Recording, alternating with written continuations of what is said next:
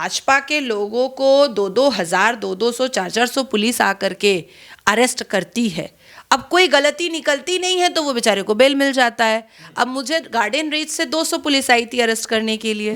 जब हुमायूं कबीर ने 8 बक्से डोनेशन भीख और ज़कात के खोले थे, जो हुमायूं कबीर ने चंदा और भीख उठाया था बाबरी मस्जिद के नाम पर, उस बक्से में से पाकिस्तान की करेंसी और विदेश के डॉलर पाए गए थे। ये नेता तो ये भी कह रहे हैं कि उनकी बीवी नंगी है, डिम्पल यादव जी, क्योंकि मौलाना साजिद रशीदी ने नंगी बोला और अखिलेश यादव को बुरा नहीं लगा, पूरे समाजवादी पार्टी को बुरा नहीं लगा, तो हम मान लें कि साजिद रशीदी ने ठीक बोला था कि डिम्पल नंगी औरत है। माइनॉरिटी मोर्चा की कोर कमेटी की मीटिंग में मैंने बैठ करके पश्चिम बंगाल के माइनॉरिटी प्रेसिडेंट को ये बात कहा था, वो भी हुमायूं कबीर के सामने, कि इसको जो आप लोग टिकट दे रहे हैं मुंह के बल ये गिराएगा आपको, ये यहाँ पर भाजपा के लिए नहीं आया है। ममता बनर्जी ने तो अपनी पार्टी से निकाल दिया ना हुमायूं कबीर को, उन्होंने पार्टी से निकाल दिया, अब उन्होंने खुद की पार्टी बनाई है और उसमें हिंदुओं को भी टिकट दिया है। अभिषेक बैनर्जी ने कहा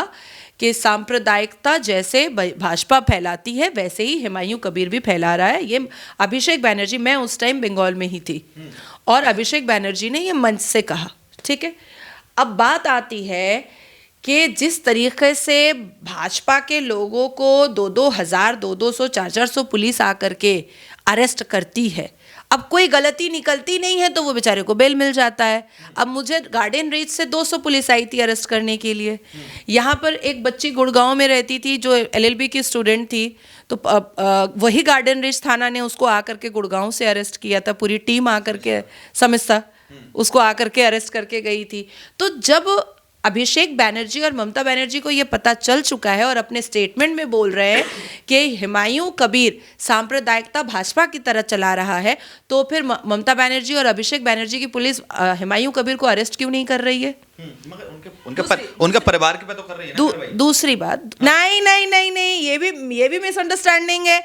जब हुमायूं कबीर ने 8 बक्से डोनेशन भीख और ज़कात के खोले थे, जो हुमायूं कबीर ने चंदा और भीख उठाया था बाबरी मस्जिद के नाम पर, उस बक्से में से पाकिस्तान की करेंसी और विदेश के डॉलर पाए गए थे। अब जाहिर सी बात है कि कोई पाकिस्तान से आके उस बक्से में भीख डाल के तो नहीं गया। वो जो पाकिस्तान की करेंसी और विदेश के डॉलर मिले हैं, वो लोग तो पश्चिम बंगाल में ही रह रहे हैं, तभी ना डाल के गए। ये जो हमको साधारण लुंगी वाले जो दिखाई दे रहे थे, उन्हीं में से कोई पाकिस्तानी था, उन्हीं में से कोई खतर का था, उन्हीं में से कोई ईरान का था, उन्हीं में से कोई विदेशी डॉलर डाल करके गया। तो सबसे पहला इनिशिएट जो है वो SBI बैंक ने लिया था, स्टेट बैंक ऑफ इंडिया ने लिया था कि FCRA एक्ट के हिसाब से आप इतना बड़ा रकम डोनेशन के तौर पर नहीं ले सकते हैं, और अगर आपने लिया तो फिर आपने क्या बैंक को और हायर अथॉरिटी को, RBI को और नॉन गवर्नमेंट ऑर्गेनाइजेशन एक्ट के हिसाब से आपने किसी को इन्फॉर्म किया, आपने सरकार को इन्फॉर्म किया, आपने देश की और राज्य की सरकार को इन्फॉर्म किया, तो ऐसा कोई डॉक्यूमेंट हुमायूं कबीर नहीं दिखा पाया। तब जाकर के SBI ने प्रॉपर इन्वेस्टिगेशन स्टार्ट किया और तब गृह मंत्रालय से वो इन्वेस्टिगेशन स्टार्ट हुआ। जब वो इन्वेस्टिगेशन स्टार्ट हुआ तो पता चला कि काफ़ी काला धन हुमायूं कबीर के पास है, और वो पूरा डॉक्यूमेंट जो है वो जाहिर सी बात है कि राज्य सरकार के पास वो फाइल जानी थी और राज्य सरकार को उसके ऊपर कार्रवाई करनी पड़ी। अगर वो कार्रवाई नहीं करती तो फिर वो मामला सुप्रीम कोर्ट में आता और फिर सुप्रीम कोर्ट के ऑर्डर पर वो कार्रवाई फिर से राज्य सरकार को करनी ही पड़ती। लेकिन क्योंकि meanwhile Mamata Banerjee supreme court आ चुकी थी बांग्लादेशी घुसपैठियों को बचाने के लिए, और CJI जो है हमारे चीफ जस्टिस ऑफ भारत, उनके सामने हाथ जोड़ करके वो गुहार लगा चुकी थी, तो इस मामले को वो दोबारा सुप्रीम कोर्ट में पहुंचने नहीं देना चाहती थी। इसलिए उन्होंने इनिशिएट लिया और हुमायूं कबीर की जो प्रॉपर्टीज थी या जो काला धन था उसको उन्होंने जब्त किया मजबूरी में। अब जब जब्त कर लिया तो फिर अरेस्ट क्यों नहीं हुआ हुमायूं कबीर? क्यों? भाजपा की बी टीम है ना, लोकसभा का चुनाव लड़े थे 19 में। देखिए, भाजपा की बी टीम है कि नहीं है ये मुझे तो नहीं पता है, आपको पता हो। समाजवादी पार्टी के नेता कह रहे हैं, तृणमूल कांग्रेस के पार्टी के नेता तो ये भी कह रहे हैं कि उनकी बीवी नंगी है, डिंपल यादव जी, क्योंकि मौलाना साजिद रशीदी ने नंगी बोला और अखिलेश यादव को बुरा नहीं लगा, पूरे समाजवादी पार्टी को बुरा नहीं लगा। तो हम मान लें कि साजिद रशीदी ने ठीक बोला था कि डिंपल नंगी औरत है, तो समाजवादी पार्टी के हिसाब से तो लड़के हैं, दिल मचल जाता है, रेप कर देते हैं।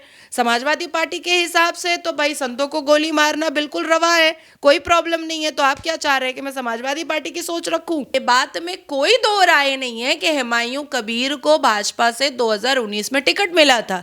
और माइनॉरिटी मोर्चा की जब कोर कमेटी की मीटिंग चल रही थी तो मुरलीधर पार्टी ऑफिस जो पश्चिम बंगाल कोलकाता में है, गिरीश पार्क एरिया में, और जो बड़ा बाजार को टच करता है मुरलीधर जो एरिया है, वहां पर माइनॉरिटी मोर्चा की कोर कमेटी की मीटिंग में मैंने बैठ करके पश्चिम बंगाल के माइनॉरिटी प्रेसिडेंट को ये बात कहा था, वो भी हुमायूं कबीर के सामने, कि इसको जो आप लोग टिकट दे रहे हैं मुंह के बल ये गिराएगा आपको, ये यहाँ पर भाजपा के लिए नहीं आया है, ये अपने आप को सिर्फ सुरक्षित करने के लिए आया है, ये अपना माल दौलत पैसा बचाने के लिए आया है। ये बात मैंने कहा था कि भाजपा पश्चिम बंगाल में जो चल रहा है वो मन मतंग चल रहा है। भाजपा पश्चिम बंगाल ने 2021 में नुसरत रूही जहान जैन के यार बॉयफ्रेंड जोश बैनर्जी को भी टिकट दे दिया था, जबकि नुसरत रूही जहान जैन उस वक्त टीएमसी की सांसद थी। भाजपा पश्चिम बंगाल ने 2021 में श्रावंती को टिकट दिया था, जो डी ग्रेड की टॉलीवुड की एक्टर है, और ड्यूरिंग इलेक्शन कैंपेनिंग वो तृणमूल कांग्रेस के स्पोर्ट्स मिनिस्टर मदन मित्रा के गोद में नौके में प्रिंसिप घाट में पाई गई थी दारू पीते हुए। तो भाजपा पश्चिम बंगाल में अच्छे नेताओं को साइड करने के लिए ऐसे ऐसे नेताओं को बुलाया जाता है और यहाँ सेंट्रल पार्टी ऑफिस में उसका चेहरा बड़ा करके दिखाया जाता है और अंदर अंदर ममता बनर्जी का काम करवाया जाता है। इसका मतलब ये नहीं है कि राष्ट्र की भाजपा का हुमायूं कबीर बी टीम है। हो सकता है कि पश्चिम बंगाल कोलकाता भाजपा का कोई बी टीम हो सकता है, लेकिन राष्ट्र भाजपा का कभी नहीं हो सकता है। ये मैं चैलेंज कर रही हूं। मगर कई लोग, जैसे भाजपा कह रही है कि तृणमूल कांग्रेस की बी टीम है और तृणमूल कांग्रेस कह रही है कि वो उसकी बी टीम है। ये है मतलब हुमायूं कबीर जो है वो बीच का बिच्छू बन चुके हैं, जैसे आपने क्रिकेट में मुझे तो नहीं लग रहा है कि बीच का बिच्छू बना हुआ है, मुझे तो लग रहा है थाली पर का बैंगन बना हुआ है। और मेरे हिसाब से तो LGBTQ का ज्यादा सम्मान है मेरी नजरों में, हुमायूं कबीर का सम्मान नहीं है। धोबी का कुत्ता हो चुका है, ना घर का रह चुका है, ना घाट का रह चुका है। और अगर उसको ऐसा लग रहा है कि वो तृणमूल और पश्चिम बंगाल का बहुत बड़ा नेता बन जाएगा, उसकी स्ट्रैटेजी सिर्फ एक ही है, वो ममता बनर्जी को आने वाले विधानसभा इलेक्शन में हेल्प कर रहा है, मुसलमान वोटर्स को अट्रैक्ट करने के लिए। अब उसके बाद अगर थोड़ा सा भी 19-20 सीट होता है ममता बनर्जी का, ये तुरंत अलायंस करेगा ममता बनर्जी के साथ और अपना प्रस्ताव रखेगा कि मेरे को डिप्टी सीएम बनाओ। जैसे असदुद्दीन अवैसी मरने से पहले एक बार और देश के टुकड़े करवा करके, जैसे जिन्ना ने करवाया था वैसे करवा करके वजीर आजम बनना चाहता है।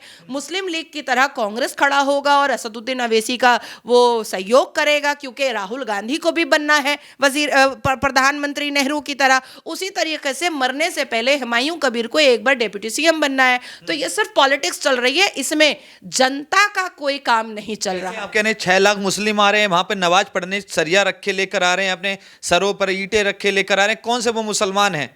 जब बाबरी मस्जिद के लिए जमीन दी गई है, क्या APJ अब्दुल कलाम के नाम की मस्जिद बनाई है इन लोगों ने? कौन सी वो जनता है? मैं इस बारे में जाना ही नहीं चाहती हूँ, क्योंकि मुसलमानों ने, देखिए वो घिसे पिटे डायलॉग में कुछ रखा नहीं है। अब APJ अब्दुल कलाम साहब की जब मृत्यु हुई थी, उसी दिन जनाजे की नमाज जो है वो याकूब मेमन की पढ़ी जा रही थी, तो मुसलमानों ने उसी दिन बता दिया था कि वो APJ अब्दुल कलाम के साथ है या टेररिस्ट के साथ है। उसी दिन मुसलमानों ने बता दिया था। अब इसको एक स्टेटमेंट और एक डायलॉग बना करके जो लोग इस्तेमाल करते हैं, मुझे बहुत यूजलेस लगता है। इस्लाम वाले कट्टर इस्लाम वाले हैं, बाबर के नाम पर वो मर मिटने को तैयार है, मस्जिद के नाम पर वो किसी को भी काटने और कटने को तैयार है। हिंदू ऐसे क्यों नहीं है, सवाल ये पैदा होता है। अरे मुसलमान तो बोल ही रहा है कि हम वंदे मातरम नहीं बोलेंगे, मुसलमान तो बोल ही रहा है कि हम लव जिहाद करेंगे, मुसलमान बोल ही रहा है कि हम लैंड जिहाद करेंगे, मुसलमान बोल ही रहा रहा है कि age of puberty is age of marriage, मुसलमान बोल ही रहा है कि हम यूसीसी नहीं आने देंगे, मुसलमान बोल ही रहा है कि हम वक्फ बोर्ड नहीं वैनिश होने देंगे, और हो भी वही रहा है जो मुसलमान चाह रहा है, हो भी वही रहा है जो मुसलमान चाह रहा है। देश की सरकार यूजीसी पर काम कर रही है, पर देश की सरकार यूसीसी पर काम नहीं कर रही है। अभी प्यू रिसर्च रिपोर्ट का मानना है कि 2050 में पूरे ब्रह्मांड, पूरी दुनिया में भारत जो है वो हाईली मुस्लिम पॉपुलेटेड कंट्री हो जाएगा। तो आखिर क्या बात है कि देश की सरकार पॉपुलेशन कंट्रोल बिल पर बात नहीं कर रही है? क्या बात है? तो बेसिकली हो वही रहा है अल्टीमेटली जो मुसलमान चाह रहा है।